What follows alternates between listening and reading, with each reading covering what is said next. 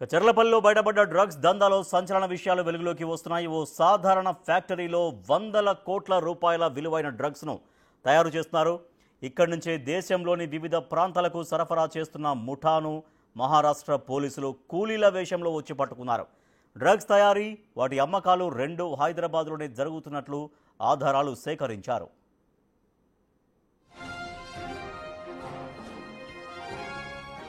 Vagdevi labs chemicals ఫ్యాక్టరీలో నెల రోజుల ముందే లేబర్గా చేరాడు Maharashtra constable.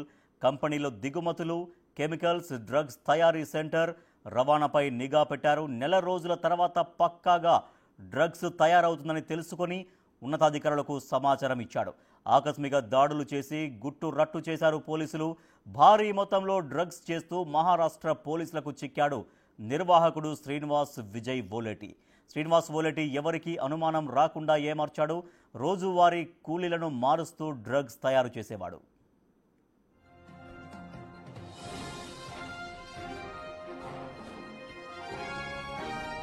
Maharashtra crime branch పోలీసులకు చిక్కిన శ్రీనివాస్ విజయ్ వోలేటి బృందం 10 ఏళ్లుగా మెఫిడ్రోన్ డ్రగ్స్ తయారు చేసి అమ్ముతున్నట్లు ఆధారాలు సేకరించారు.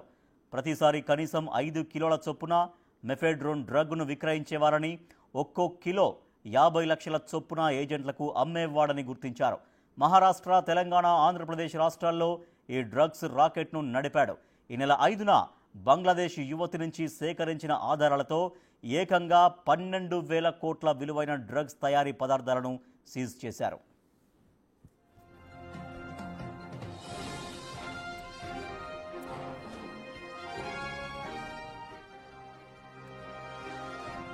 సో డ్రగ్స్ దందాకు సంబంధించి మరింత సమాచారాన్ని మా ప్రతినిధి సురేష్ అందిస్తారు. సురేష్, డ్రగ్స్ ఎప్పటి నుంచి తయారు చేసినట్టుగా గుర్తించారు?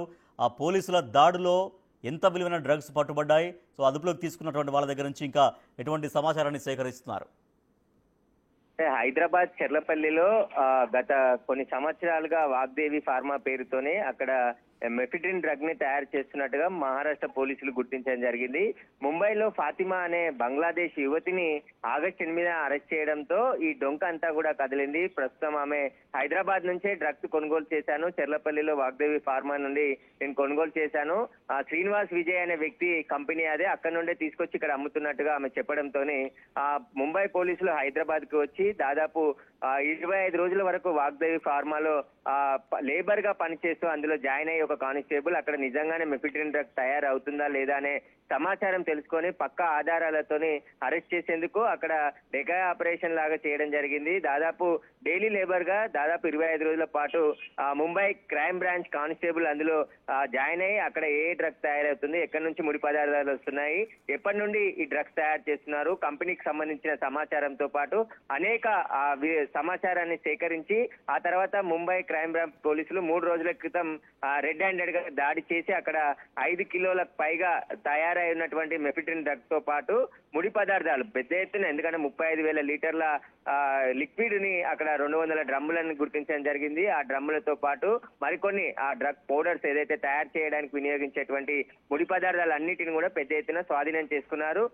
దాని విలువ మార్కెట్ లో కోట్లలో ఉంటుందని చెప్తున్నారు, కానీ అధికారికంగా ఎంత వాల్యూ ఉంటది అనేది ఇప్పటి వరకు చెప్పలేదు. కానీ ఇక్కడ చెర్లపల్లి పోలీసులకు ఉన్న సమాచారం ప్రకారం 11,58,00,000 విలువైన ముడి పదార్థాలు స్వాధీనం చేసుకున్నారని చెప్తున్నారు. దానికి సంబంధించి శ్రీనివాస్ విజయ్ ని మరొక పట్వారిని ఇద్దరిని కూడా అరెస్ట్ చేయడం జరిగింది.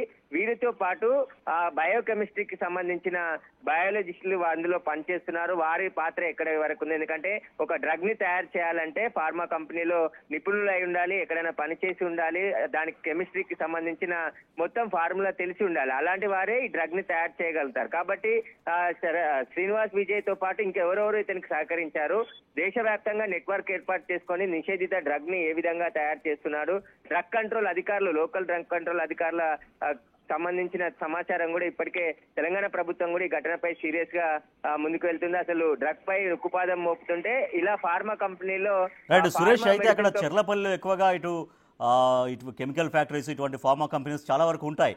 అంటే చాలా ఏళ్లుగా ఇక్కడ దందా సాగుతుందంటే మరి ఎప్పుడు ఎటువంటి లీక్ అంటే బయటపడలేదా? ఎప్పుడు ఇక్కడ డ్రగ్స్ తయారు కాబడుతున్నాయి అంటూ ఏదో ఒక దగ్గర నుంచి సమాచారం ఎప్పుడు రాలేదా? గతంలో ఏమైనా దాడులు జరిగాయా ఇటువంటి కేంద్రాలపైన? అంటే గతంలో అనేక దాడులు జరిగాయి.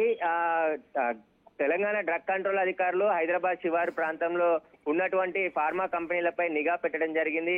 అక్కడ కూడా కొన్ని అనుమతి లేకుండా ఆ మెడిసిన్ గానీ డ్రగ్ గానీ తయారు చేసే కంపెనీలపై చర్యలు తీసుకున్నారు. కానీ ఇంత పెద్ద మొత్తంలో అంటే 1,000 కోట్ల రూపాయల వాల్యూ అని చెప్పేసి ముంబై పోలీస్ కమిషనర్ అక్కడ ఉన్నటువంటి చెప్తున్న ప్రెస్ మీట్ లో వెల్లడించడం జరిగింది. ఇంటర్నేషనల్ మార్కెట్ లో 12,000 కోట్ల విలువ ఉంటుంది ఇక్కడ స్వాధీనం చేసుకున్న ముడి సరుకు అని చెప్పేసి చెప్తున్నారు. కాబట్టి ఆ నిషేధిత డ్రగ్ ఎవరు కూడా తయారు చేయరు. భారతదేశంలో ఉన్నటువంటి అన్ని ఫార్మా కంపెనీలకి స్పష్టమైన గైడ్ లైన్స్ ఉంటాయి. ఎలాంటి మెడిసిన్ తయారు చేయాలి, ఎంత మోతాదులో తయారు చేయాలి, ఎంత మోతాదులో తయారు చేయాలి, ప్రతిదానికి డాక్యుమెంటేషన్ ఉంటుంది, అన్నిటికీ అనుమతులు తీసుకొని చేయాల్సి ఉంటుంది. కానీ అలా కాకుండా ఇప్పుడు పెద్ద మొత్తంలో డ్రగ్స్ని స్వాధీనం చేసుకోవడం జరిగింది. హైదరాబాద్ కేంద్రంగా ముఖ్యంగా నార్కోటిక్ బ్యూరో పోలీసులు, సిటీ పోలీసులు, టాస్క్ ఫోర్స్ పోలీసులు, ఇటు డ్రగ్ కంట్రోల్ అధికారులు నిరంతరం తనిఖీలు చేస్తున్న పరిశ్రమల మధ్య చెర్లపల్లిలో అన్ని పరిశ్రమల వాళ్ళ మధ్యలోనే 4 సంవత్సరాల క్రితం లీజుకు తీసుకొని ఈ వాగ్దేవి ఫార్మా శ్రీనివాస్ విజయ్ నిర్వహిస్తున్నట్టు తెలుస్తుంది. ఓల్డ్ శ్రీనివాసు అనేక కంపెనీలు కూడా ఉన్నాయని చెప్తున్నారు. నాచారంలో కూడా ఒక యూనిట్ ఉంది, ఆ యూనిట్ పైన కూడా రైడ్ చేశారు. కాబట్టి ఇప్పుడు మళ్ళీ డ్రగ్ కంట్రోల్ అధికారులు కూడా తెలంగాణ డ్రగ్ కంట్రోల్ అధికారులు చెర్లపల్లిలో వాగ్దేవి ఫార్మా కంపెనీలో మరొకసారి సోదాలు చేస్తున్నారు. అక్కడ ఉన్నటువంటి మెటీరియల్ అంటే ఇప్పటికే ముడి పదార్థాలన్నిటిని కూడా ముంబై రాత్రి నిన్న తరలించడం జరిగింది. 2 లారీల్లో ముంబై పోలీసులు తీసుకొని వెళ్ళడం జరిగింది. ఎందుకంటే కోర్టులో దానికి సంబంధించిన సీజింగ్ సంబంధించి ప్రాపర్టీ చూపించాల్సి ఉంటుంది కాబట్టి వాటిని తీసుకొని వెళ్ళడం జరిగింది. ఇక్కడ చెర్లపల్లి పోలీసులకు కూడా సమాచారం ఇచ్చారు. ఇక ముంబై పోలీసులు శ్రీనివాస్ విజయ్ని పట్టువారిని ఇద్దరిని కూడా కస్టడీ పిటిషన్ వేసి ఈరోజు కస్టడీ పిటిషన్ పై విచారణ ముంబై కోర్టులో ఉన్నట్టు తెలుస్తుంది. వారిని కస్టడీకి తీసుకొని విచారిస్తే ఈ నెట్వర్క్ పైన, ఎందుకంటే విదేశాలకి చాలా ఫార్మా కంపెనీలు ఈ ఏదైతే మెడిసిన్ డ్రగ్ని ఎక్స్పోర్ట్ చేస్తూ ఉంటాయి. కానీ ఇక్కడ మెడిసిన్ రూపంలో మాదక ద్రవ్యాలని మెఫిడిన్ డ్రగ్ని శ్రీనివాస్ విజయ్ ఎక్స్పోర్ట్ చేసినట్టు కూడా అనుమానిస్తున్నారు. కాబట్టి ఎక్కడెక్కడ ఎక్స్పోర్ట్ చేశాడు, ఎక్కడ రాష్ట్రాలకి ఇతర రాష్ట్రాలకు కూడా ఈ డ్రగ్ని అమ్మినట్టు కూడా తెలుస్తుంది. ఇతన్ని బ్యాంక్ అకౌంట్స్, సెల్ ఫోన్స్ అన్నిటిని కూడా పరిశీలిస్తే మరిన్ని విషయాలు బయటకు వచ్చే అవకాశం కనబడుతుంది.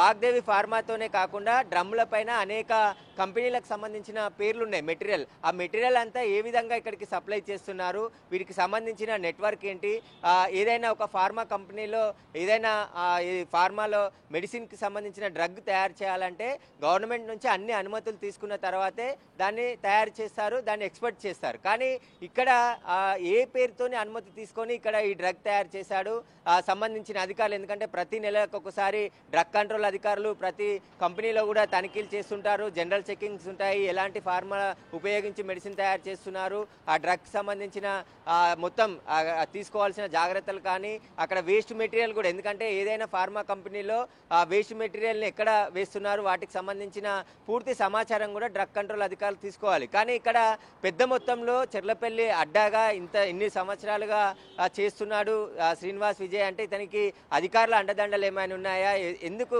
ఇన్ని రోజుల పాటు అక్కడ పట్టుకోలేకపోయారనే దానికి సంబంధించి కూడా ఉన్నతాధికారులు ఆరా తీస్తున్నారు. ఇటు నార్కోటిక్ బ్యూరో పోలీసులతో పాటు ముంబై పోలీసులు కూడా దీనికి సంబంధించి దర్యాప్తు లోతుగా చేస్తున్నారు. అయితే ఇప్పటికే నార్కోటిక్ బ్యూరో పోలీసులు హైదరాబాద్కి మాదక ద్రవ్యాలు ఎవరైనా తీసుకురావాలంటే భయం ఏర్పడే విధంగా చర్యలు తీసుకున్నారు. కానీ శ్రీనివాస్ విజయ్ ఇక్కడే మెఫిడిన్ డ్రగ్ని ఎలా తయారు చేశాడు, పోలీసుల నిఘా ఇంత ఉంది, ఎప్పుడు పట్టుకుంటే ఖచ్చితంగా జైలుకు వెళ్తామని తెలిసి కూడా ఎందుకు ఇలాంటి నిషేధిత డ్రగ్ని తయారు చేశాడనే దానికి సంబంధించే ఇప్పుడు పోలీసులు ఆరా తీస్తున్నారు. మరోవైపు చెర్లపల్లిలో ఉన్నటువంటి ఫార్మా కంపెనీలు కావచ్చు అన్ని లీగల్గా ఉన్నాయా లేదంటే అనుమతులు లేకుండా ఏవేవి ఉన్నాయనే దానికి సంబంధించి కూడా స్పెషల్ డ్రైవ్ నిర్వహించబోతున్నట్టు తెలుస్తుంది. డ్రగ్ కంట్రోల్ అధికారులు కూడా అప్రమత్తమయ్యారు. ఇటు మొత్తం హైదరాబాద్ చుట్టుపక్కల ఉన్నటువంటి ఫార్మా కంపెనీల పైన కూడా ఇక నిఘా ఉండే అవకాశం ఉంటుంది. ఖచ్చితంగా ఏ డ్రగ్ తయారు చేస్తున్నారు, అక్కడ ఎలాంటి అనుమతులు తీసుకున్నారో, అనుమతులతోనే నడుస్తున్నాయా లేదా, వాటన్నిటికీ సంబంధించి ఇప్పుడు బంగ్లాదేశ్ యువతి ఫాతిమా ముంబైలో పట్టుబడిందంటే బంగ్లాదేశ్కి సంబంధించి నెట్వర్క్లో ఎంతమంది డ్రగ్ పెడ్లర్స్ ఉన్నారు, ఆమెతో పాటు ఇంకా ఎవరెవరు ఇక్కడ డ్రగ్స్ కొనుగోలు చేశారు, వాటికి సంబంధించిన అకౌంట్స్ లావాదేవీలు, ఫాతిమా అకౌంట్స్ లావాదేవీలతో పాటు మొన్న అరెస్ట్ అయినటువంటి శ్రీనివాస్ విజయ్కి సంబంధించిన అకౌంట్స్ని లావాదేవీలు అన్నింటినీ కూడా క్షుణ్ణంగా ముంబై పోలీసులు పరిశీలిస్తున్నారు. ఇక ఇటు లోకల్ పోలీసులు కూడా అలర్ట్ కావడం జరిగింది. ఇలాంటి నిషేధిత డ్రగ్ ఎవరైనా తయారు చేస్తే వారిపైన కఠిన చర్యలు తీసుకుంటామని చెప్పేసి కూడా గతంలోనే డ్రగ్ కంట్రోల్ అధికారులు హెచ్చరికలు జారీ చేశారు. చేశారు, తనిఖీలు చేశారు. ఎక్కడైనా ఇలాంటి డ్రగ్ తయారు చేస్తే వారిని అరెస్ట్ చేసి రిమాండ్కి తరలించారు. కానీ ఇప్పుడు చెర్లపల్లిలో ఇంత పెద్ద మొత్తంలో ముడి పదార్థాలు తీసుకువచ్చి అక్కడ నిల్వ చేసి డైలీ లేబర్స్ని, అంటే ఒక రోజు వచ్చిన వారిని ఇంకో రోజు రాకుండా మారుస్తూ శ్రీనివాస్ విజయ్ అక్కడ ఏం జరుగుతుందో తెలియని పరిస్థితిగా, ఎందుకంటే కొంతమందికే ఆ మెడిసిన్ డ్రగ్ తయారు చేసే నిషేధిత డ్రగ్ని తయారు చేసే వారు తప్ప మిగతా వారందరినీ కూడా లేబర్ని డైలీ లేబర్గా లేదంటే 10 రోజులు 15 రోజులకి ఒక్కొక్కరిని మారుస్తూ తీసుకునేవాడు అని చెప్పేసి కూడా ఇన్వెస్టిగేషన్లో తెలిసినట్టు తెలుస్తుంది. ప్రస్తుతం దీనికి సంబంధించి అన్ని కోణాల్లో పోలీసులు దర్యాప్తు చేస్తున్నారు. ఇంకా అరెస్టులు కూడా జరిగే అవకాశం కనబడుతుంది. ఓలేటి శ్రీనివాస్ విజయ్కి సంబంధించి ఆయన బ్యాక్గ్రౌండ్ పైన కూడా విచారణ చేస్తున్నారు. ఇక లోకల్ పోలీసులు కూడా సమాచారం సేకరించడం జరిగింది. ఇంటెలిజెన్స్, ఎస్బీ, అదేవిధంగా డ్రగ్ కంట్రోల్ అధికారులే ఈ రోజు కానీ రేపు మెరుపు దాడులు చేసే అవకాశం కూడా కనబడుతుంది. మరొకసారి చెర్లపల్లి వాగ్దేవి ఫార్మాలో కూడా తనిఖీలు చేస్తున్నట్టు తెలిసింది. ఈ రోజు తనిఖీలు చేస్తే మరిన్ని విషయాలు కూడా బయటకు వచ్చే అవకాశం కనబడుతుంది. కేసు ముంబై పోలీసులు నమోదు చేశారు కాబట్టి ముంబై పోలీసులు లోతుగా ఇప్పుడు దర్యాప్తు చేస్తున్నారు. ఇక్కడ 25 రోజుల పాటు వాగ్దేవి కంపెనీలో పనిచేసిన తర్వాతే మొత్తం మెటీరియల్ వచ్చిన తర్వాత ప్రాసెసింగ్కి సిద్ధంగా ఉన్న సమయంలో అక్కడ రైడ్ చేసి పట్టుకోవడం జరిగింది. స్వయంగా ఫాతిమాని హైదరాబాద్ తీసుకువచ్చి అదే కంపెనీ అని చూపించిన తర్వాతే లోపలికి వెళ్ళి సోదాలు చేసినట్టు తెలుస్తుంది. ఈ సోదాల్లో భారీగా డ్రగ్స్కి సంబంధించిన ముడి సరుకుని స్వాధీనం చేసుకోవడం జరిగింది.